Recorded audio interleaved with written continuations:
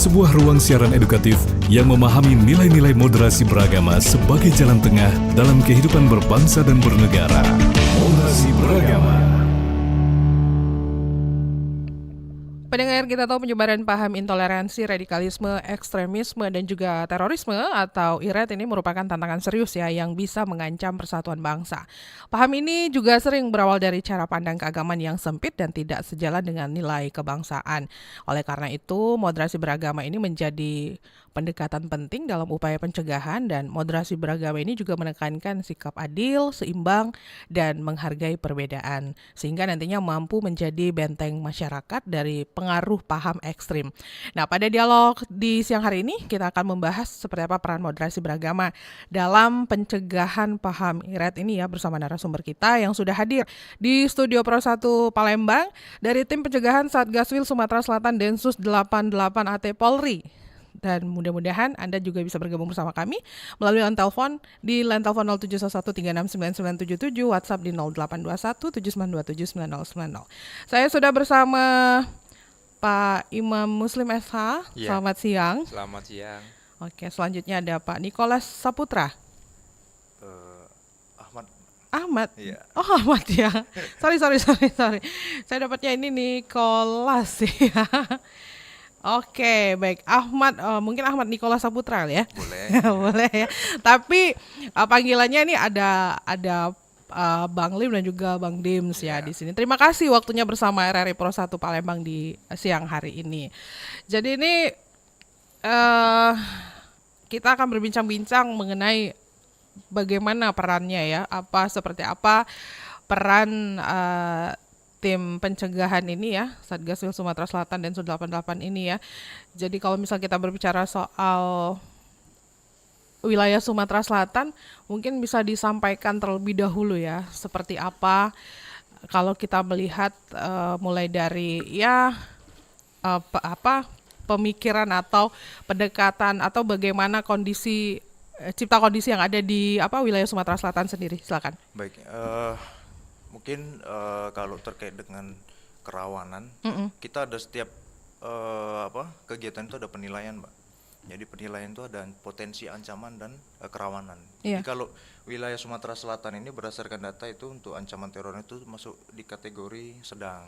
Oh, sedang. Oh, oke. Namun untuk potensi kerawanan wilayah, Sumsel itu masuk ke kategori rendah. Alhamdulillah. Ini berkat kolaborasi kerembang kita semua, seluruh elemen lini masyarakat sampai ke lembaga kementerian juga. Jadi perlu kami jelaskan terkait dengan peran. Mungkin kita berangkat dulu dari dasar, karena dasar ini kan sebenarnya pegangan kami ketika kami melaksanakan tugas di lapangan. Ada dasar Undang-Undang Nomor 5 Tahun 2018. Nah, ini adalah dasar utama dalam pemberantasan penanggulangan tindak pidana terorisme. Nah, khususnya kita kan dalam sesi ini membahas terkait dengan pencegahan ya, Mbak ya. Iya. Pendekatan kemudian pencegahan. Nah, terkait dengan pencegahan ini tiga peran ya, tiga berdasarkan undang-undang yang memang mengarah ke pencegahan. Yang pertama itu ada yang namanya kesiapsiagaan nasional. Nah, yang kedua itu ada namanya kontraradikal, dan ketiga itu ada namanya deradikalisasi. Dari peran tersebut, kesiapsiagaan nasional ini adalah sikap siaga, jadi seluruh elemen masyarakat terkait dengan adanya potensi ancaman radikal dan terorisme. Jadi masyarakat juga harus, seluruh elemen itu harus sadar bahwa potensi itu tetap ada, dimanapun tetap ada. Jadi kita sudah diamankan oleh Undang-Undang Nomor 5 Tahun 2018 itu kesiapsiagaan nasional. Nah, untuk terkait dengan kontra yang kedua, kontra radikal, itu adalah kita melakukan pemetaan, Mbak. Kita melakukan pemetaan terhadap wilayah kerawanan. Jadi ketika terdapat kelompok atau seseorang, per orang atau individu atau kelompok yang memang di wilayah tersebut memberikan semacam pemahaman yang mengarah ke radikal dan teror, nah itu sudah kita lakukan pendekatan secara langsung, kemudian untuk tujuannya untuk menghentikan penyebaran semakin meluas. Kemudian yang ketiga adalah deradikalisasi. Deradikalisasi ini adalah proses yang dimana kita lakukan biasanya ketika para narapidana, kalau kita sebut biasanya adalah napiter, narapidana teroris. Napiter ini ketika sudah keluar, kita lakukan pendekatan, pembinaan, kemudian pendekatan secara intensif, secara sistematis, yang tujuannya agar para teman-teman kita ini tidak mengulangi lagi kesalahan-kesalahan yang lalu. Begitu Mbak, kalau secara garis besar, secara garis umum berdasarkan undang-undang, peran dari kami sebagai pencegahan. Begitu Mbak. Oke, jadi itu yang dilakukan supaya memang ini upaya untuk penanggulangan bisa dibilang IRET itu tadi ya. Oke. Tapi kalau misalkan dilihat di wilayah Sumatera Selatan ini kan kategori rendah ya, alhamdulillahnya. Yang ada di beberapa wilayah memang yang menjadi fokusnya teman-teman kepolisian ini, semua wilayah, semua daerah yang ada di Sumsel itu sama? Mungkin untuk penanganannya sama aja Mbak, tapi ada beberapa daerah yang mungkin tingkat kerawanannya itu sedang dan bisa dikatakan kita sedang dilakukan penyelidikannya. Dan untuk pencegahannya sendiri kita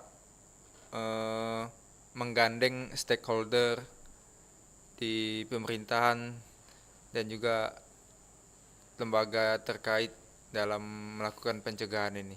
Oh, jadi nggak berjalan sendirian ya? Iya.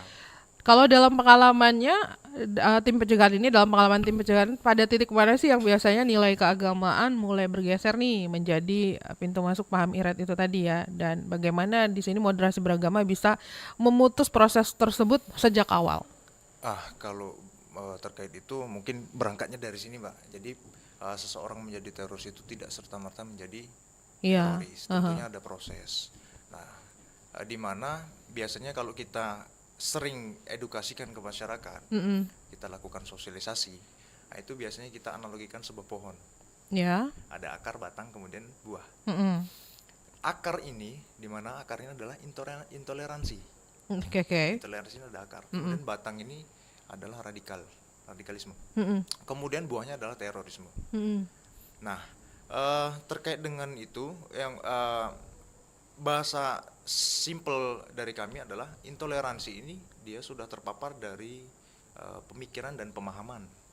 Dari pemikiran dan pemahamannya. Ketika dia sudah terpapar dari sisi pemikiran dan pemahaman, kemudian tidak adanya pendekatan atau memang kurang peka terhadap orang-orang di sekitarnya dalam hal terhadap perubahan sosial atau individu, nah itu dia mulai naik lagi, levelnya menjadi radikal. Nah, radikal ini dia sudah mulai kelihatan dari sikap dan perilaku. Ketika pemikiran pemahaman dia sudah mulai mengarah ke paham radikal teror dan kekerasan, dia otomatis timbul efeknya, mulai ada sikap dan perilaku yang berbeda. Contoh, ini kita bahasa simple santai. Nah, jadi mungkin dari sikap dan perilaku ini menunjukkan efek dari pemikiran pemahamannya. Contoh, ada beberapa kasus yang memang salah satu karyawan, ini kita secara singkat, ada salah satu karyawan yang dimana dia sudah terpapar paham-paham IRET. Nah, dia ini selalu melihat adanya sekat. Dia tidak mau dengan pimpinan yang berbeda dengan dia. Akhirnya apa? Yang memang dia awalnya sebelumnya dia adalah karyawan terpercaya, kemudian yang memang selama ini sebelum dia terpapar dia aman-aman saja, setelah terpapar dia mengajukan untuk resign. Artinya kan di situ sudah mulai ada timbul dari lingkungan sosialnya sudah tidak bagus. Nah, kemudian terorisme adalah bentuk tindakan aksi, sudah melakukan tindakan dan aksi. Tapi di samping itu juga ada ekstremisme. Jadi IRET ya Mbak ya, intoleransi, radikalisme, ekstremisme, dan terorisme. IRET ini ada dibagi dua. Ada yang memang dia kekerasan yang memang bisa mengarah ke terorisme, dan memang kekerasan yang pure dengan kekerasan. Nah, ini nanti kita breakdown secara sebenarnya Iya, panjang. iya, Nah, heeh. ini nggak apa-apa ini Mbak, kita ini maksudnya kita breakdown atau secara umum saja. Secara umum saja ya. Oke, ya. Nanti kalau misalnya secara detail kita naikkan satu tema ya Ah. untuk misalnya IRET, I-nya dulu, R-nya dulu kita bahas, E-nya dulu, T-nya dulu ya. Butuh berarti kalau IRET 4 butuh 4 minggu kita kupas tuntas satu persatu ya. Oke, secara umum Secara saja. itu Ah, ah. saja sih sebenarnya. Oke. Nah, jadi kalau kita tadi sudah dijelaskan ya untuk pengalamannya ya. Dan tadi juga berarti saya menangkapnya radikalisme itu berarti sering tumbuh juga bukan hanya dari faktor ideologi saja begitu Betul, ya. betul. Tapi juga rasa ketidakadilan dan keterasingan sosial begitu. Nah, di sini bagaimana moderasi beragama ini bisa menjawab faktor-faktor yang non ideologis ini? Ya tadi agak sempat lupa juga menyampaikan bahwa Mm-mm. nah terkait dengan moderasi beragama, sebenarnya moderasi ini kan bentuk sikap kita, bukan agama yang kita moderasi, tapi bagaimana sikap kita. Iya. Itu kan cara pandang dan perilaku kita, Pak, terhadap mengedepankan keseimbangan di tengah keberagaman. Keberagaman. Sedangkan negara bangsa kita ini kan adalah bangsa majemuk. Jadi Benar. biar apa ya? Apa namanya itu? Mengedepankan kemanusiaan dan perdamaian di atas kelompok-kelompok. Intinya kita tetap menjalankan agama, Ya. tapi dalam hal kita juga harus berbangsa dan bernegara. Itu sih sebenarnya tujuan daripada moderasi beragama. Karena tanpa moderasi, Mbak, ini sering dipakai atau memang sering disalahgunakan. Ya, sering Contoh. disalahgunakan menjadi alat legitimasi untuk memusuhi yang berbeda. Banyak ini Iya, kasusnya, Mbak. Contoh kecil misalnya, pendengar kita harus tahu nih, karena biasanya dengan ketidaktahuan bahkan kita juga bisa ikut di dalamnya kan nantinya. Jadi contohnya mayoritas dan minoritas. Oke. Banyak sih, Mbak, penolakan terhadap pembangunan, tempat ibadah dan sebagainya. Itu merupakan kurangnya daripada moderasi agama. Jadi perlu diingat dan digarisbawahi bahwa moderasi agama itu kita harus paham betul terkait ini. Bukan agamanya, sekali lagi saya tekankan, bukan Iya. agama kita moderasi, tapi cara pandang dan sikap kita terkait dengan moderasi itu sendiri. Jadi contohnya itu ada beberapa ada satu yang saya jelaskan tadi terkait dengan pembangunan tempat ibadah tadi juga masuk karena ada penolakan. Itu yang sering dipakai untuk memusuhi mereka yang berbeda. Yang rame di media sosial kan biasanya itu juga ya. Itu kalau rame di media sosial udah di up seperti itu ya udah kelar ya Mas ya. Iya, tapi kan nah ini berbicara soal media sosial juga ya karena kita ini kan sekarang udah serba digital seperti itu ya. Nah, rekan-rekan kepolisian ini bagaimana sih menjangkau ini juga gitu? Jadi Apalagi yang Densusnya ini ya bergerak menjangkau ini seperti apa? Yang kita tahu kan masyarakat awam Densus tuh semua tutupan terus bawa senjata gitu kan ya. Silakan. Jadi saat ini tim Densus 88 dengan adanya tim pencegahan ini, Mbak, yaitu ada 3 program, Mbak. Yang pertama itu kontra ideologi, Ya. kedua kontra radikal, dan juga kontra narasi. Nah, kita fokuskan di media sosial yaitu di kontra narasinya. Kontra narasi ini dengan kita melakukan counter terhadap konten-konten radikal, konten ekstrim atau Iya. konten-konten kekerasan di media sosial yang berseliweran ini, kita melakukan penangkalan. Kita melakukan penangkalan itu dengan tujuan agar masyarakat atau netizen kita ini tidak mudah terpengaruh oleh konten-konten yang radikal.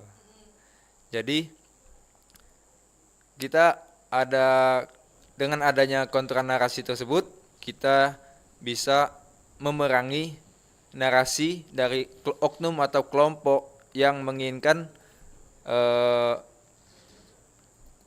perpecahan atau propaganda terhadap ideologi kita. Iya. Itu, Mbak. Oh, jadi berarti tidak hanya di lapangan saja, secara digital juga rekan-rekan ini bergerilya seperti itu ya. Oke, baiklah. Nah, kami juga mengajak Anda pendengar untuk bergabung bersama kami di line telepon 0711 369977, 0821 7927 9090, bahkan juga bisa langsung ke aplikasi RRI Digital. Untuk yang mau bertanya langsung pada narasumber ya, kita masih berbincang-bincang mengenai peran moderasi beragama dalam program pencegahan penyebaran paham IRED ya. Jadi masih bersama narasumber kita di Pro 1 Palembang, ada M. Imam Muslim SH, Ahmad Nur Rohman SH ya, tim pencegahan Satgaswil Sumatera Selatan, Densus 88 AT Polri ya. Jadi pendengar silakan saja. Saya mau bacakan dulu WhatsApp yang udah masuk di 0821 7927 9090 dari 0822 6536 sekian ya. Selamat siang Bapak-bapak semuanya. Baru hari ini saya mendengar langsung ternyata tim Densus 88 ada suaranya. Nah, ini sama kayak saya berarti kan. Udah tadi tahun 2000 berapa? 23 ya? 2022 nih Pak. Oke. Nah, pertanyaan saya, ini kan kita banyak sekali nih narasi-narasi ekstrim di ruang digital ya. Apa tantangan terbesar dalam menyampaikan nilai moderasi beragama supaya tetap relevan dan juga dipercaya, khususnya ini oleh generasi muda? Jujur saya yang tidak muda lagi saja kadang kewalahan. Oke, silakan. Tidak disebutkan namanya, silakan dijawab. Jadi kalau terkait dengan media sosial ya Mbak ya, Aha. mungkin ada tambahan juga karena memang terkait dengan kontra narasi, kita itu tugas pokoknya adalah membuat narasi tandingan. Oh iya Itu iya iya. poinnya adalah membuat narasi tandingan. Jadi Iya. ketika kita kita selancarkan, Iya. jadi itu masyarakat juga mempunyai tandingan atau mempunyai Jadi narasi dia redam. jadi Oke. ibaratnya ada A, ada B. Jadi Iya, dia iya. bisa menilai. Iya, iya. Itu tujuan daripada kontra narasi sebetulnya. Berdasarkan data, ini kami bawa data, memang temuan-temuan konten terhadap akun itu per bulan saja kita take down beribuan, Mbak. Oke. Dari take down, kemudian dari kita menemukan akun-akun yang melakukan propaganda, membuat konten-konten kekerasan, kebencian dan sebagainya, itu Wih. sudah banyak. Pemilu rame itu. Apalagi lagi ada momen-momen seperti Iya. itu, Mbak. Jadi kalau temuan konten itu kita di konten-konten yang katakanlah tidak kiri dan tidak kanan, Iya. memang benar-benar Netral ya. netral, itu masih kalah dengan konten-konten yang radikal. Dengan angka 32% itu untuk yang di tidak kiri dan tidak kanan, netral. 36% itu masih teman-teman konten-konten radikal. Oke. Kita masih kalah. Masih kalah ya. Dan konten-konten teror itu pun ada. Nah, itu terkait dengan konten. Iya. Tapi di sini saya mungkin ada beberapa pesan yang akan saya sampaikan terkait dengan media sosial dan konten. Jadi ada beberapa hal mungkin agar langkah-langkah pencegahan lah mungkin ini kami berikan khususnya di media sosial. Jadi kita harus melakukan peningkatan literasi, Mbak. Literasi digital dan keagamaan. Intinya ketika mendapatkan informasi baik itu dalam bentuk digital ya, informasi maupun berbau agama dan sebagainya, kita harus saring dulu. Kita cari tahu sumbernya, Iya. kebenarannya. Jadi jangan sebelum saring kita langsung sharing. Ya. Langsung sebar, itu kita belum tahu kebenarannya. Jadi itu yang pertama. Kemudian yang kedua, setelah kita lakukan verifikasi sumber, kita harus waspada terhadap ciri-ciri radikalisme. Jadi ciri-cirinya itu ada seperti konten-konten yang memuat narasi kita versus mereka, kemudian yang menolak keberagaman, menolak Bhinneka Tunggal Ika, menolak yang memang membenci dengan adanya keberagaman. Kemudian setelah itu ada satu lagi fenomena sekarang memang terkait dengan media sosial ini, terkait dengan AI. Nah, ya. Ini sangat bahaya, Mbak. Kita susah ya. Susah. Tapi ada beberapa teknis yang memang mungkin bisa dipakai oleh para pendengar, kemudian seluruh ini ketika menemukan dalam bentuk audio atau visual memang kita harus benar-benar teliti, apalagi terutama video ya Mbak ya. Iya, iya. Video ini memang kita bisa lihat dari beberapa biometrik Iya. jari, mulut, kemudian dan apa namanya yang memang bisa itu agak sulit dimainkan oleh AI yang jelaskan Iya. dari ini. Jadi ketika kita memang harus benar-benar teliti, kita lihat informasi ini mungkin bisa cek juga melalui kalau dia terkait dengan gambar, terkait dengan informasi yang kita dapat adalah gambar, kita coba buka Yandex. Nah, itu kan bisa tuh gambar.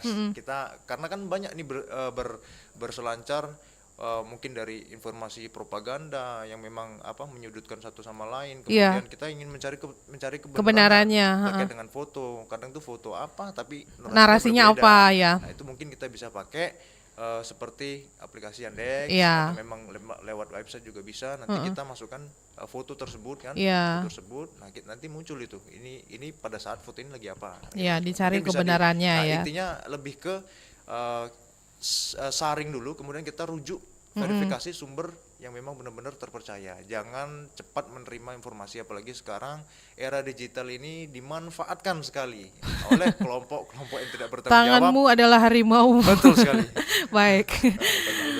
Iya, baik. Kita terima dulu ada pendengar yang sudah bergabung. Selamat siang. Ya, selamat siang. Sama siapa di mana? Dengan Bu Citra di Keramasan Citraland. Ya, silakan Bu Citra. Ya, ini Mbak Tata narasumbernya dari Densus 88 ya. Iya. Iya. Sesuai temanya saya lihat di YouTube ini moderasi beragama. Betul.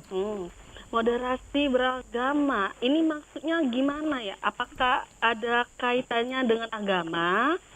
Terus pencegahan paham IRET. Ini termasuk terorisme kan? Iya.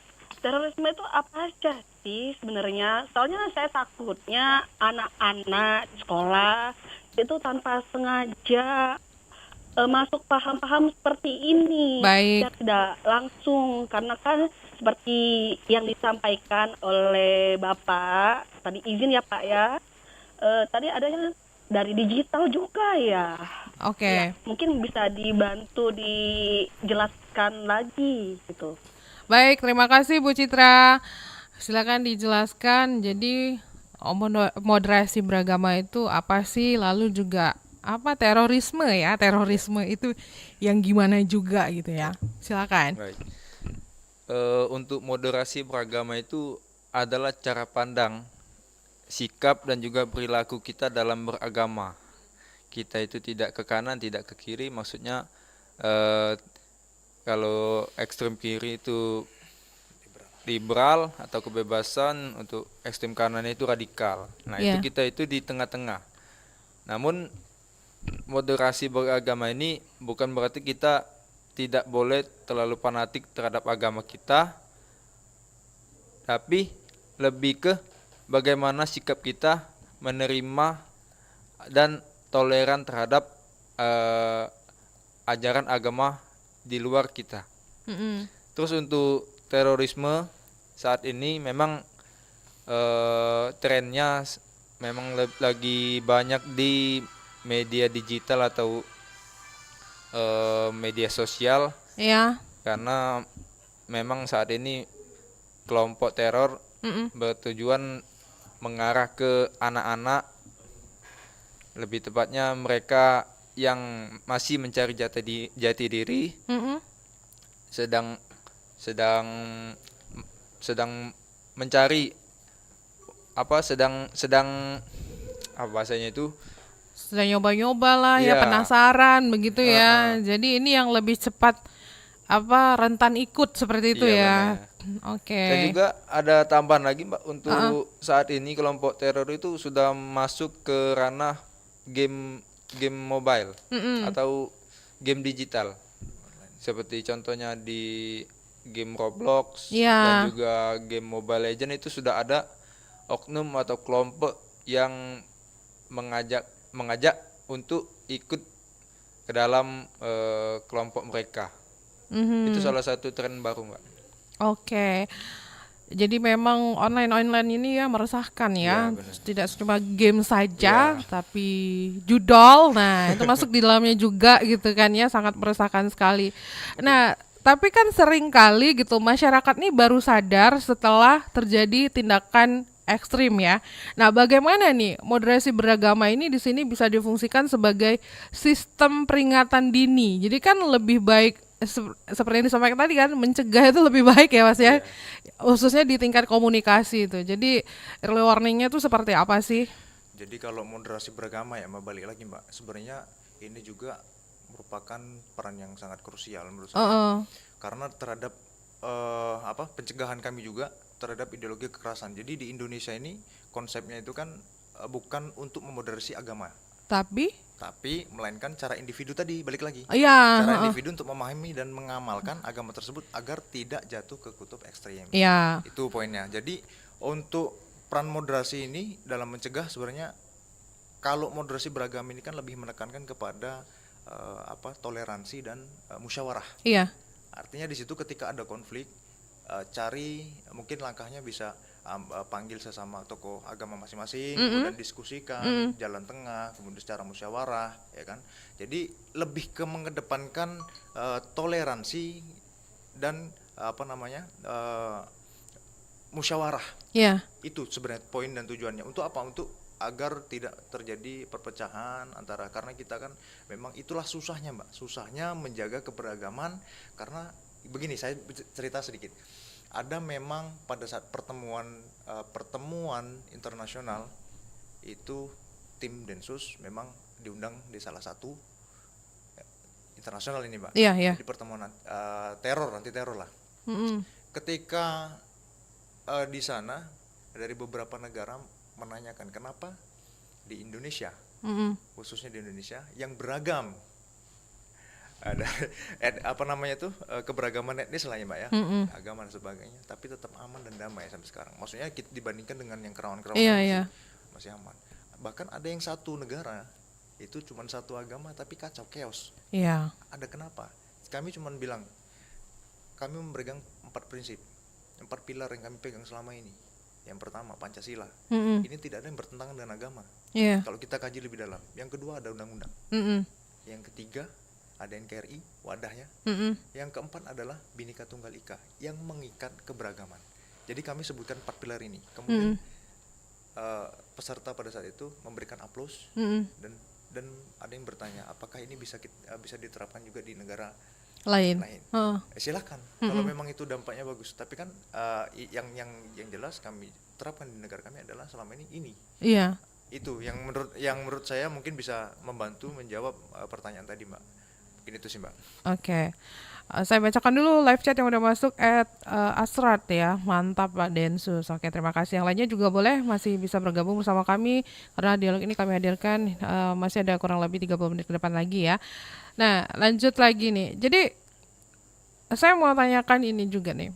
Bagaimana teman-teman dari Densus 88 ini ya memandang peranan tokoh agama ini ya dalam menjaga otoritas moral agar tidak disalahgunakan oleh kelompok ekstrim itu tadi? Boleh? Peran tokoh agama itu sebagai penjaga gerbangnya Mbak, kita ibaratkan. Tapi temanan kan sejauh ini ya? Ya, pasti kita menggandeng seluruhnya Mbak, Oh, bahkan gandeng, ya. sampai ke marbot masjid, Oke. penjaga gereja, penjaga Iya. vihara, kita temanan semua. Iya. Karena mereka bisa memfilter orang-orang yang kita kategorikan ekstrim, di mana tokoh agama ini sebagai penjaga gerbangnya itu tadi, mereka memegang otoritas moral. Peran mereka yaitu memastikan bahwa mimbar agama tidak dijadikan panggung provokasi, propaganda, dan lain sebagainya. Terus juga peran tokoh agama juga sebagai pusat edukasi yang menyuguhkan di tempatnya tersebut. Itu saja Mbak. Oke. Untuk peran tokoh agamanya. Mungkin tambahan Mbak. Ya? Jadi kalau intinya kita dalam hal pencegahan itu seluruh lini seluruh yang memang bisa menjadi tempat pencegahan kita itu memang melakukan kerjasama.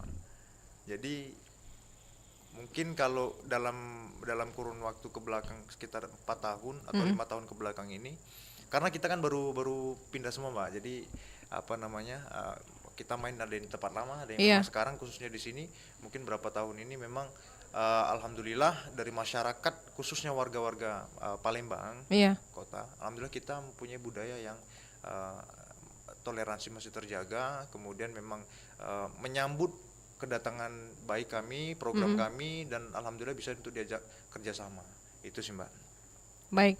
Nah, saya bacakan lagi nih, ada WA dari 0853 777 7 sekian, tidak disebutkan namanya. Mau nanya dong, saat ini kok banyak sekali ya anak-anak yang terpapar paham radikal dan ekstremisme seperti kasus bom siswa SMA 72 ya. Nah, sebenarnya ideologi seperti apa yang masuk dalam anak-anak tersebut?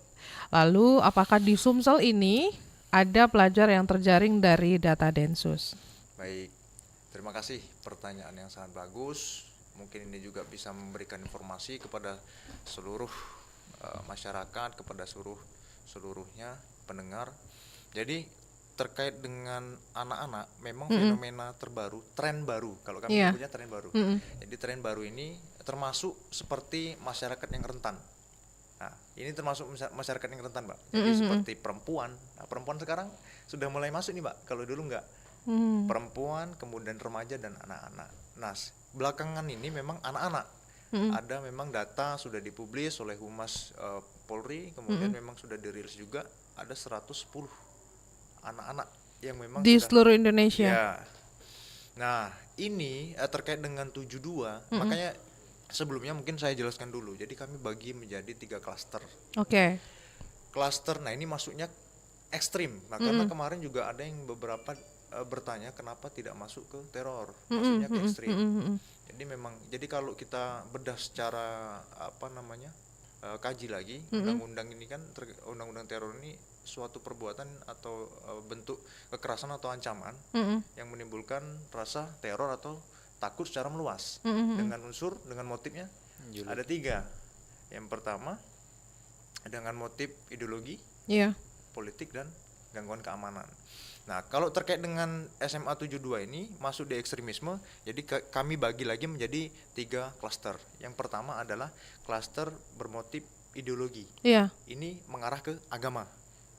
Ini contohnya seperti kelompok-kelompok atau jaringan-jaringan yang seperti di Bom Bali. Nah, itu dia ekstremisme. Gede ya. Nah, makanya saya bilang di awal tadi, ekstremisme ada yang mengarah ke terorisme dan ada yang memang pure ekstrim. Nah, yang mengarah ke terorisme adalah seperti contohnya Bom Bali, dia ekstrim bermotif ideologi agama.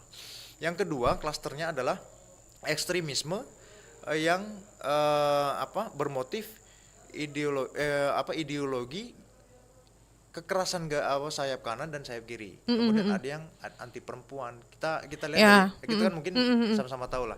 Jadi intinya kalau yang sayap kanan seperti Brenton Tarrant, kasus penembakan di Selandia Baru dan segala macam. Nah, itu fakta-fakta yang kami temukan di SMA 72 itu lebih mengarah ke memang ideologi ekstrim yang mengarah ke sayap kanan. Karena memang beberapa barang bukti yang kami temukan itu termasuk dengan senjata yang dipakai kemarin, itu kan tertulis di situ adalah nama tokoh-tokoh daripada pelaku penembakan kekerasan lah, pelaku ekstrim. Ada Brenton Tarrant dan sebagainya, ada 14 word, itu merupakan semacam kode dari tokoh-tokoh itu. Jadi kalau kita simpulkan bahwa ekstrim ini, Mbak, sudah mulai berdampingan memang dengan teror, sudah sekarang ranahnya, tren barunya. Jadi kita dalam hal mencegah terorisme juga mencegah untuk anak-anak ini juga ke ekstremisme. Apalagi dia sampai takutnya nanti ekstremisme mengarah ke kekerasan, karena terus terang memang berdasarkan data ini ada alur rekrutmen, namanya ada alur rekrutmen. Itu ada yang memang lewat media sosial, saya sebutkan mungkin boleh platform, boleh disebutkan Pak? Ini TikTok ya. TikTok itu dia memang mungkin jadi stigma TikTok kan karena dia sering nonton video-video kekerasan dan sebagainya, dia keluar mulai. Nah, jadi setelah dia sering nonton itu, kemudian dia ada yang alurnya yang pertama, dia ngeklik di bio atau memang di komentar itu ada link. Ternyata pas diklik itu adalah link saluran WA. Nah, di dan dalam grup, mereka join lah di situ di ya. situ, Mbak. Itu permasalahannya. Iya benar. Jadi, ketika sudah masuk di dalam grup, otomatis kita terbau nih, ada bau-bau nih. Itu kan. Jadi udah kelihatan.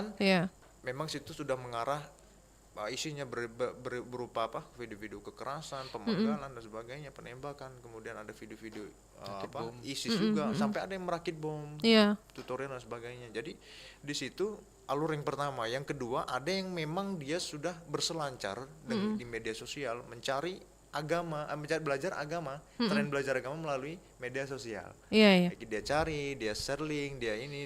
Nah kemudian ada yang menarik, kemudian dia mulai menjadi privat chat dan sebagainya. Nah jadilah barang itu. Jadi intinya dua Mbak, ada yang memang benar-benar dia melalui media sosial itu mengeklik link, kemudian ada yang ini perlu kami sampaikan memang. Jadi ada yang memang benar-benar dia konsepnya belajar agama, mencari video dan sebagainya, itu memang dari dia sendiri memang sudah berselancar. Kemudian apa lagi tadi Mbak? Di Sumsel apakah ada pelajar yang terjaring? Baik. Untuk dari data Densus sendiri? Kalau berdasarkan data, selama ini kita melakukan penanganan ada 4 anak yang masuk ke dalam grup radikal di Provinsi Sumatera Selatan, seluruhnya di bawah umur. Ada 2 anak yang masuk ke dalam grup ekstremisme. Wow. Ya. Jadi ada 2 anak. Dan ini alhamdulillah sudah kita lakukan pembinaan sama sejauh ini secara intensif. Kemudian memang anak-anak ini juga tentunya tidak secara langsung kami lepas, terus kami lakukan pembinaan agar yang dibutuhkan kemudian yang secara psikologinya, kemudian cara pemikiran, pemahamannya tadi sudah mulai tidak mengarah ke kekerasan. Karena ada juga salah satu yang di Sumatera Selatan ini dia sudah sangat keras Pak, sangat keras. Bahkan dengan usianya seperti itu yang bukan mencerminkan usianya, begitu ya? Oke. Sudah sangat keras, ingin beli senjata api, tapi memang posisinya dia karena tidak ada uang lah ya, jelas tidak ada dana untuk membeli, jadi ditunda, bukan tidak jadi. Tapi alhamdulillah setelah kita detect, kita tahu sudah sudah kita lakukan pembinaan. Itu fakta yang berdasarkan kami melakukan penanganan di wilayah Sumatera Selatan. 4 masuk ke dalam grup radikal, yang 2 masuk ke dalam grup ekstrim. Dan data yang sudah dirilis oleh Humas itu adalah memang 5, kalau tidak salah itu ada 5. Jadi admin ini memang dia admin yang mengarah ke kelompok-kelompok radikal teror. Jadi dia menargetkan anak-anak tadi untuk masuk ke dalam situ, kemudian diolah, diberi tahu edukasi, bahkan ada yang sempat keluar dari grup, di chat, kenapa kamu keluar? Nah, ditanya, kemudian ya kalau memang pun anak-anak itu sadar terkait dengan isinya bahwa tidak jelas dan sebagainya, dia keluar, beruntungnya keluar. Kalau tidak sadar, tidak berlanjut. Takutnya apa yang sering dilihat secara visual, maksudnya dilihat terus secara terus-menerus, dia merasa kekurangan, takutnya nanti terstigma di pikiran dia. Oh, saya butuh ini lagi, nonton ini. Satu lagi, selain dengan di grup, ada yang namanya dark web. Web gelap ini, Mbak, sangat berbahaya.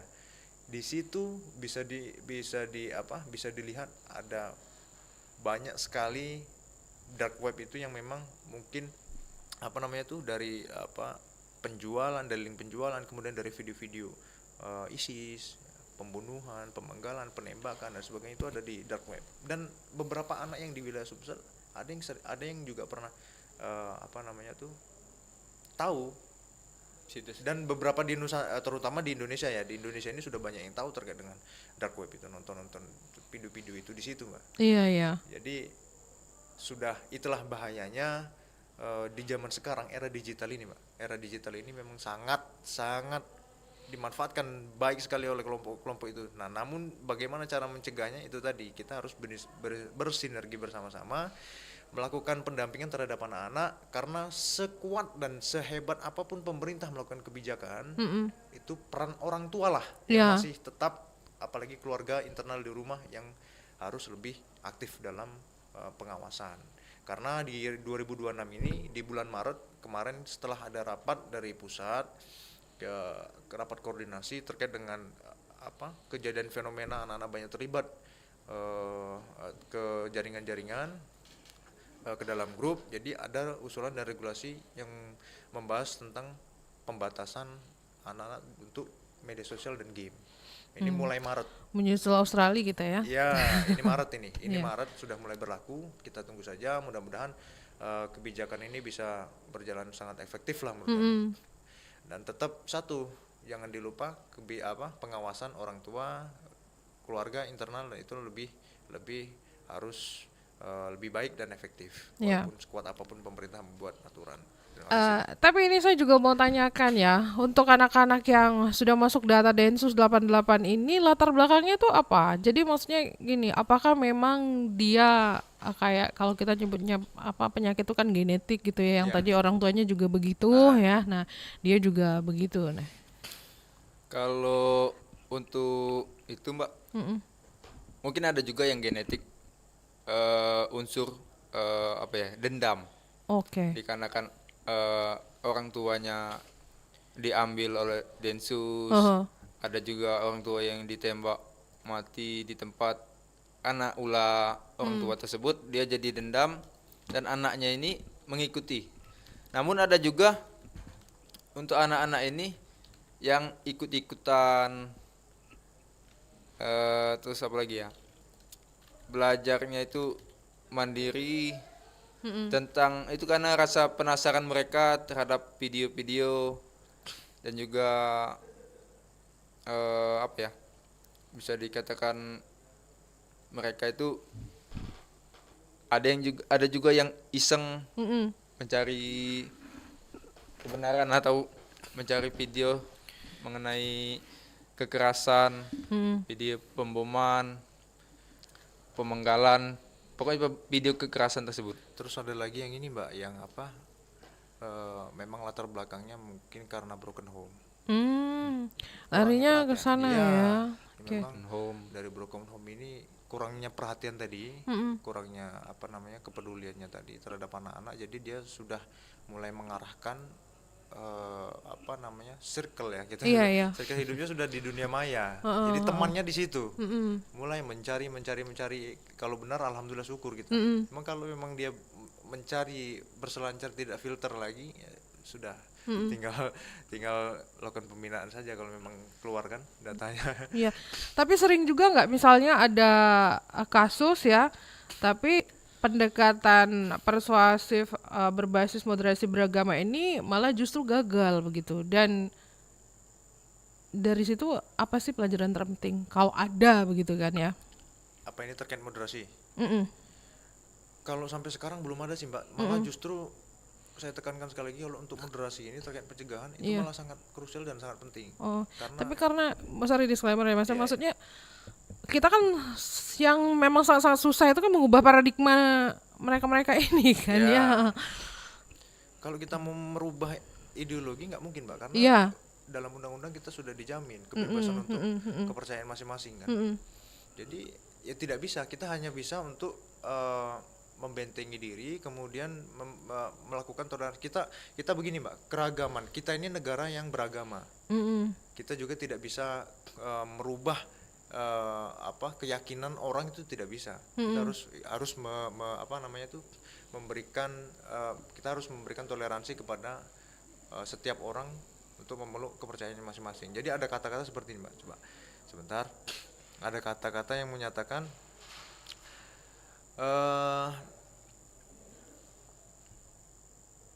moderasi beragama. Ya. Jadi kita ini adalah negeri yang sangat agamis. Umat beragama kita amat santun, toleran, dan terbiasa bergaul dengan berbagai latar keragaman etnis, suku, dan keragaman budaya. Toleransi ini adalah PR kita bersama. Karena kalau intoleransi dan ekstremisme dibiarkan tumbuh berkembang keduanya cepat, atau lambat keduanya ini akan merusak. Jelas, Iya. pasti merusak keberagaman, merusak yang selama ini kultur budaya kita yang sudah founding father kita dari bentuk dari mempersatukan kita dari Sabang sampai Merauke. Nah itu bisa dirusak dengan adanya tidaknya toleransi dengan dengan semacamnya lah. Itulah mengapa moderasi beragama ini sangat penting dijadikan sebagai cara pandang, sikap dan perilaku dalam beragama dan bernegara. Nah, Iya. itu katakan.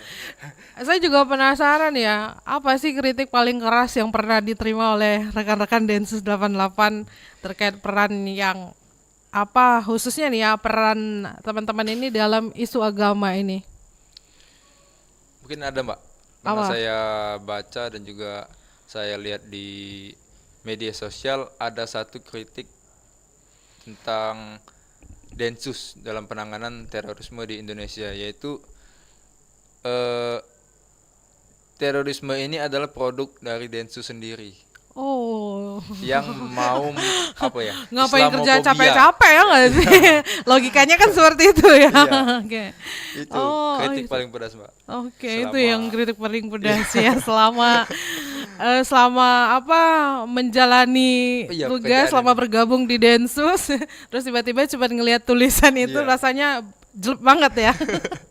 Nah, tapi kalau misalnya kita berbicara 10 sampai dengan 20 tahun ke depan ya, Mas Dim dan juga Mas Lim ya, kebayang nggak sih, maksudnya apa sih yang ada di bayangan Densus 88 gitu? Apakah masing-masing dari rekan-rekan ini juga sudah punya bayangan bagaimana nanti peran rekan-rekan ini sendiri? Apakah nantinya semakin bertambah malah berkurang? Karena kan zaman ini kan selalu ini ya, selalu berbeda-beda dan selalu update begitu.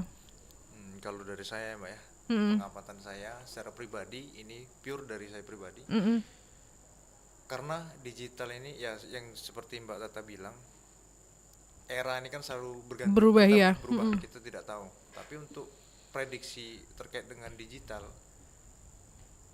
pasti sangat cepat. Kedepannya itu pasti bakal tetap terus ada terkait dengan penyebaran paham-paham dan sebagainya tetap ada, karena ini semacam jaringan Mbak. Kita ini semacam yang kita perangi adalah jaringan, dan yang kita perangi ini adalah orang-orang yang ahli dalam perubahan strategi.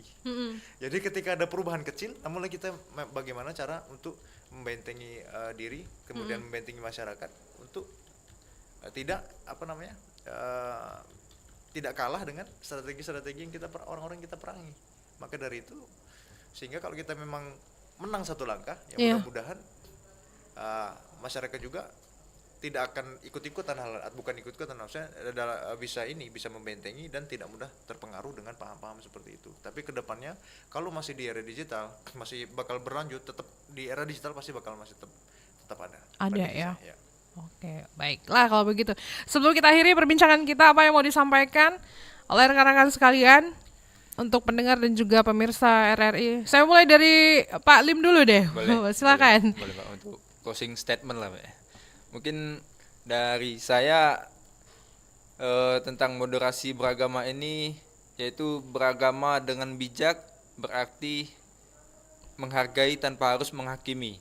Mari kita jadikan moderasi sebagai gaya hidup agar agama benar-benar menjadi oase kedamaian. Bukan berarti pemicu perpecahan. Kalau mengutip perkataan Presiden Republik Indonesia keempat, Gus Dur, yaitu tidak penting apapun agama dan sukumu, kalau kamu bisa melakukan sesuatu yang baik, kepada semua orang tidak bertanya apa agamamu. Itu saja. Iya. Oke, selanjutnya. Mungkin sebelum saya statement closing, jadi ada beberapa hal yang perlu kita sampaikan, bahwa program kami adalah selaras dengan Astacita Bapak Presiden. Yang pertama, poin nomor 1 dan 8, perkuat ideologi Pancasila dan tingkatkan kerukunan umat beragama. Jadi selain itu, alhamdulillah diberitahukan untuk wilayah Sumsel dan khususnya untuk Densus 88, alhamdulillah beberapa tahun terakhir, 3 tahun ya Pak Imam ya, 3 tahun kita alhamdulillah zero attack tanpa adanya kejadian, alhamdulillah. Alhamdulillah ya. Selaras dengan kebijakan gubernur kita zero konflik ya. Mudah-mudahan terus berlanjut.